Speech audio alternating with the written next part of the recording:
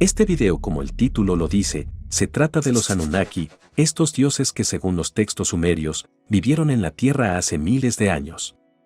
¿Pero quiénes fueron los sumerios para decirnos eso? Los sumerios aparecieron en la Tierra hace aproximadamente 5500 años. La humanidad le debe a esta civilización bastante, porque ellos fueron los precursores de las primeras ciudades. Y nos dejaron los siguientes inventos: la rueda, la escritura con forma cuneiforme, las ciudades, las leyes escritas, la medicina, el sistema sexagesimal, los ladrillos de adobe, las construcciones con arcos y otras. Por esto uno se pregunta cómo fue que alcanzaron ese avance tecnológico hace miles de años. Pues ellos creían en dioses que vinieron de las estrellas y vivieron en la tierra, los cuales influyeron en ellos en aquel tiempo. Los llamados Anunnaki, que según los textos sumerios, crearon al hombre para que les sirviera. Y luego que la población humana creció excesivamente, se rebeló ante ellos. Y en esta ocasión vamos a hablar un poco sobre estos dioses llamados Anunnaki y las tablillas del destino.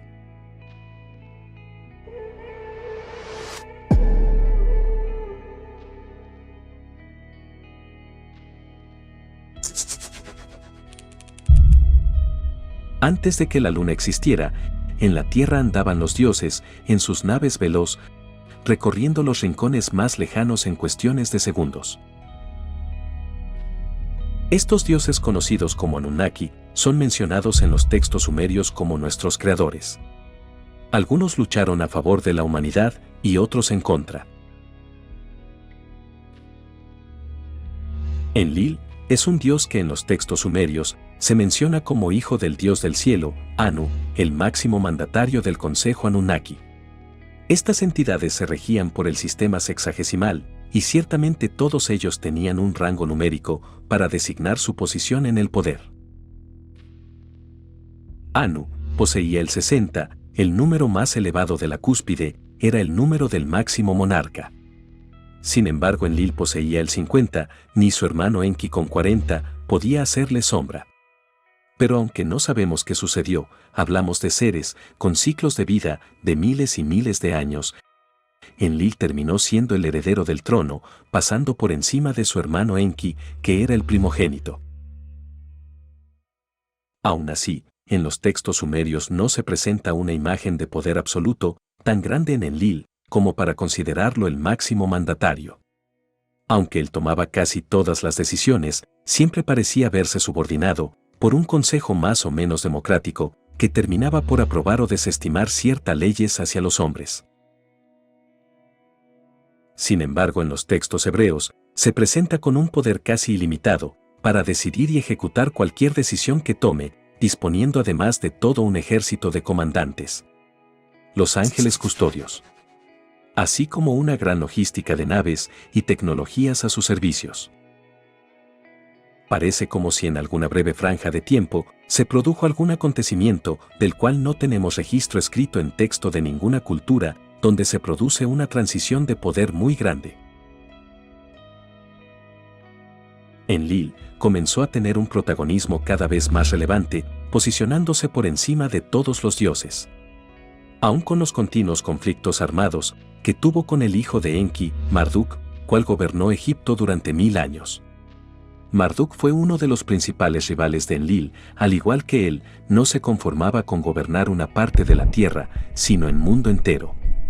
Marduk odiaba a Enlil, porque consideraba injusto que hubiese usurpado el poder de su padre, Enki, quien por ley debería ser el heredero de Anu, al ser su hijo primogénito. Marduk fue el impulsor de la Torre de Babel. Para mucho fue en realidad una torre de lanzamiento espacial, como símbolo de rebeldía contra la tiranía de Enlil, y este acabó por derribarla. Tras el diluvio universal, el Consejo Anunnaki dividió la Tierra en 4 regiones, para repartirse sus regiones a través de un sorteo extraordinario. A suerte Enlil heredó Asia, Europa y Mesopotamia, mientras que Enki heredó África. El hijo de Enlil, Ninurta, heredó las tierras de Elam, Persia y Asiria, mientras que su otro hijo, Iskur, heredó Asia Menor y las islas en el Mediterráneo. El hijo de Enki, Marduk, heredó Egipto, pero cuando fue nombrado Dios supremo de Babilonia, se apoderó de las 4 regiones de la tierra. ¿Cómo se la arregló Enlil para hacerse luego con el control de todo el planeta? La respuesta es clara: Enlil se hizo con el tesoro más ansiado por todos los dioses, el tesoro más codiciado por el cual tanta sangre habían derramado en el pasado. Las tablillas celestiales, o tablillas del destino, la cual todos querían apoderarse, por la vía de la fuerza o el engaño. El monstruo Pazuzu, un subordinado de Enlil, consiguió robarlas. Y en los textos se nos cuenta cómo se desató una guerra que puso en jaque a todo el consejo Anunnaki. Esas tablillas concedían un poder ilimitado a su portador. No solo parecían otorgar estrategias bélicas o de gobernabilidad, sino incluso la activación de alta tecnología y armamento. O quizás algo más trascendente aún. Pazuzu fue finalmente derrotado por Ninurta y condenado a muerte. Pero no fue el primero ni último en querer quedarse con ellas. Los textos señalan a Enki como el guardián de las tablillas del destino, o también llamadas tablas Me, y las guardaba celosamente.